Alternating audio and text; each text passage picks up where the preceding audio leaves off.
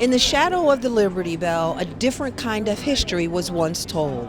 For 16 years, the President's House Memorial stood as a testament to the 9 enslaved people held by George Washington on this very ground. But last month, following a federal directive, that history was stripped away, literally. Today, February 10th, the community is back at 6th and Market. They aren't just here to protest a policy, they're here to restore the truth. When this issue of slavery was told to us, revealed to us, uncovered to us, we were outraged, we were angry, and we decided we had to do something. And I wasn't just outraged and upset, I felt betrayed. Here's why. I was born and raised in Philly. Never heard about slavery in Philadelphia at America's first White House. I went to the greatest school, sorry Central, sorry Girls High, but Masterman. And going to Masterman, I didn't hear anything about this. I then went on to the oldest HBCU, sorry Lincoln, but 1837 comes before 1954. But anyway, it's all good. But my point is this. So I went to Masterman, went to the oldest HBCU, went to the largest university on the planet for law school, Ohio State University, and never ever heard about it. And that's why TAC had to come together. So we fought the good fight for 8 solid years, from 2002 up until 2010. And on December 15, 2010. Write this down because the exam is coming shortly. December 15, 2010, there was the grand opening right here where you stand of the first, this is important, the first slavery memorial of its kind. Mr. Coard, you've called the removal of these signs a desecration as opposed to just a removal. Can you explain the spiritual and historic weight of what is happening here? Africans have always been spiritual as opposed to religious. Spiritual just means that you recognize that there's a force out there. That force might not be a divine intervener, but even if you accept the notion of the Big Bang Theory like I do, something had to cause the Big Bang. So whatever that thing was, that's that spirit that makes things happen. And we in the African tradition recognize that spirit. And for us, that's why we do the libation at the beginning of every program, honoring our ancestors. For the guy in the White House to send his hatchet men, his vandals, his thugs out here with burglary type tools to not just peel off our history, but to rip it off the wall.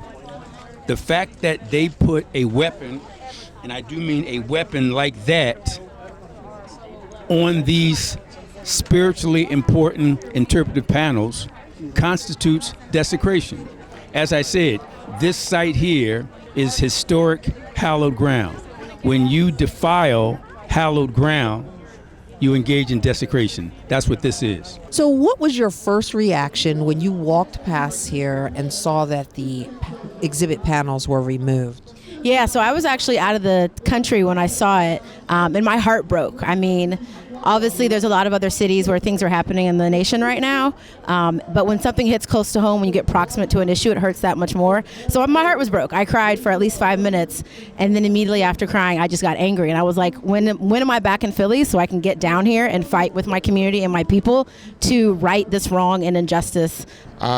Devastated. I was, as a educator, as a social studies teacher who used to bring in students here that help organize field trips and other exhibits, and even bring in folks, other social studies people from around the country to do a tour of this location. I think what the people who created these panels, what they wanted was for people to talk about this history and to learn about it and to confront it. You know, I wish I could say I was surprised, but not at all. I mean, especially with this administration, anything is possible. You know, expect the worst and then some. So some people call this history divisive. How would you respond to someone who believes the idea of talking about enslavement here is a negative thing? Well, I can't hold to that because I'm a history teacher. And so we believe, I mean, as a history teacher, you have to let the sources speak for themselves.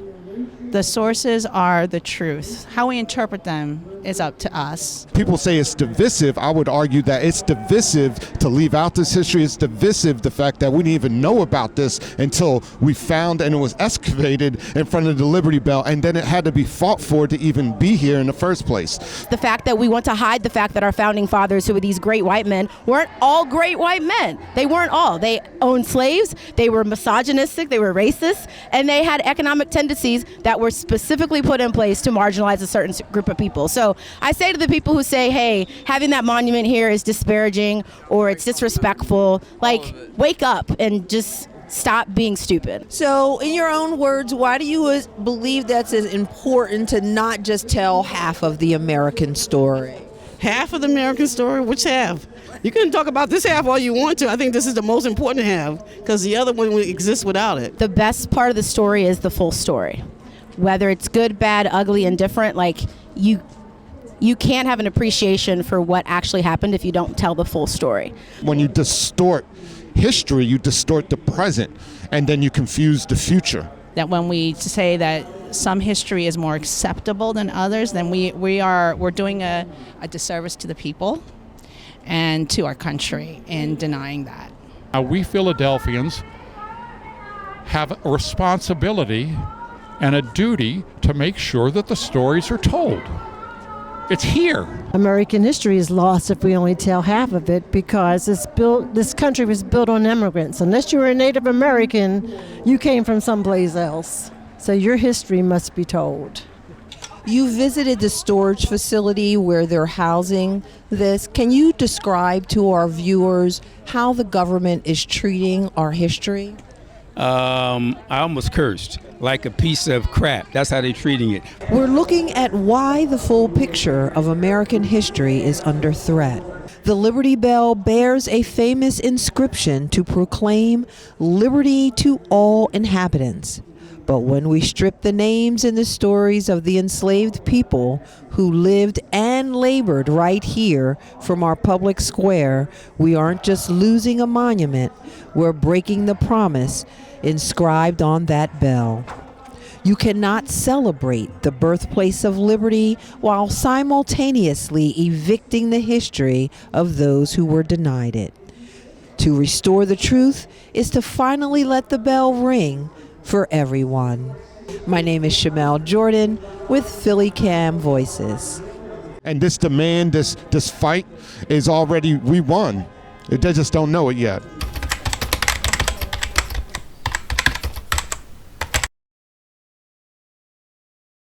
In a new society, it's multicultural and everything flows. I say, okay, let me ask you this question. And I ask it as a criminal defense attorney for the last 30 years. Today, in 2026, you're driving up Temple University on Broad Street, 2 o'clock in the morning. Lights and sirens from a police car pull up behind you. And as the cop gets out of his car and approaches you, you could be a white driver or a black driver. Which would you select? Those are rhetorical questions that answer why we need to fight.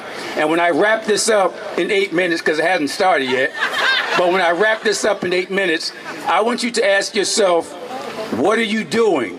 We look back 200 years ago and say, damn it, if I was white 200 years ago, I'd have been with John Brown. Today is your John Brown moment. Okay. If you're black and say, I would have been with Nat Turner. Today is your Nat Turner movement. You have to do something. Frederick Douglass said, power concedes nothing without a demand. It never did, and it never will. It's all about people power.